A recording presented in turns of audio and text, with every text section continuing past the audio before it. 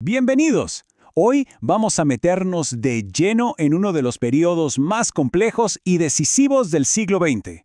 Este es un análisis de los procesos y eventos clave que definieron la Guerra Fría, esa increíble rivalidad global que, de hecho, le dio forma al mundo en el que vivimos hoy. Y aquí está la pregunta del millón, ¿no? ¿Cómo es posible que una confrontación de esta magnitud, que tuvo al planeta entero al borde del abismo, nunca se convirtiera en una guerra caliente, o sea, en un enfrentamiento directo entre sus dos grandes protagonistas? Vamos a ver por qué. Bueno, para empezar, pongamos las cosas en claro. La Guerra Fría fue, básicamente, un estado de tensión permanente, un conflicto que se peleó en todos los frentes posibles, el político, el económico, el cultural, pero, y esto es clave, sin un enfrentamiento militar directo entre Estados Unidos y la Unión Soviética. Para entender de dónde sale todo esto, tenemos que retroceder un poco, justo al final de la Segunda Guerra Mundial. Lo que quedó fue un planeta fracturado, dividido por dos visiones del futuro que eran sencillamente incompatibles. Y en el fondo, de esto se trataba todo. Por un lado teníamos el capitalismo occidental, con su defensa de los mercados libres, la democracia con varios partidos y la libertad de culto. Y por el otro, el comunismo soviético, que proponía una economía totalmente controlada por el Estado, un sistema de partido único y, bueno, una visión de la religión como algo opuesto al Estado.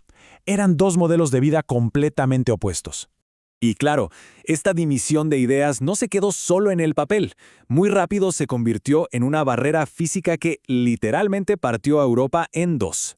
Fue Winston Churchill, allá por 1946, quien encontró las palabras perfectas para describir esta situación.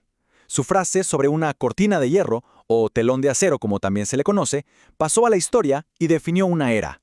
Y como podemos ver aquí, esto no era solo una metáfora. Se convirtió en una frontera real, fortificada, que por décadas separó al oeste capitalista del este comunista. Y Berlín, bueno, Berlín fue el epicentro de esa división, una ciudad partida por un muro.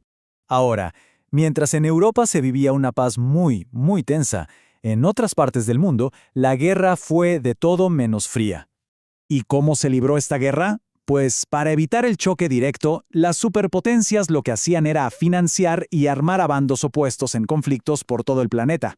Estas guerras, conocidas como guerras proxy o subsidiarias, tuvieron un costo humano brutal. Se calcula que cerca de 20 millones de personas perdieron la vida. Y los ejemplos son muchísimos. Desde la Guerra de Corea, que dejó una península dividida hasta el día de hoy, hasta la larguísima y terrible Guerra de Vietnam, o la guerra civil en Angola, que duró décadas, y la invasión soviética de Afganistán. Todos estos conflictos son la prueba de cómo las superpotencias exportaron su rivalidad con consecuencias trágicas que se sienten todavía. Pero ojo, no todo eran armas y ejércitos. Al mismo tiempo, se estaba librando otra guerra, una mucho más sutil y silenciosa, la batalla por los corazones y las mentes.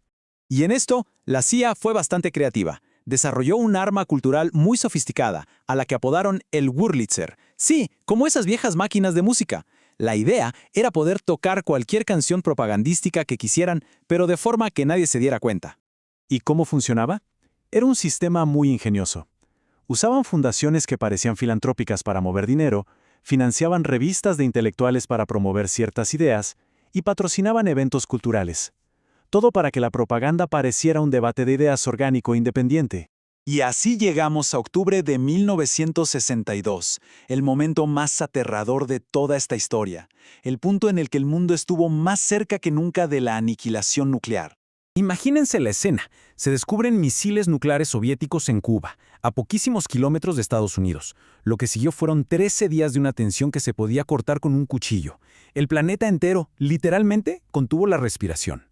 Esta crisis nos mostró la lógica más aterradora de la Guerra Fría, el concepto de destrucción mutua asegurada. Suena terrible, y lo es. La paradoja era que lo único que evitaba la guerra era la certeza absoluta de que si alguien apretaba el botón, la respuesta sería tan masiva que ambos bandos desaparecerían por completo. El miedo fue lo que mantuvo la paz. Entonces, si el mundo estaba en este punto muerto tan peligroso, ¿qué fue lo que finalmente le puso fin a todo? Pues no fue una sola cosa, fue más bien una combinación de factores. La economía soviética ya no daba para más, no podía seguir el ritmo de la carrera armamentista. Luego llegaron las reformas de Gorbachov, la perestroika y la glasnost, que intentaron arreglar el sistema pero terminaron por abrirlo demasiado. Y finalmente, la presión de la gente, que tuvo su momento cumbre con la caída del muro de Berlín. El colapso era inevitable. Y aunque la Guerra Fría terminó oficialmente en 1991, sus efectos se sienten hasta hoy. Las alianzas militares que se crearon, los conflictos que quedaron sin resolver, muchas de las tensiones geopolíticas actuales, todo tiene sus raíces en este periodo.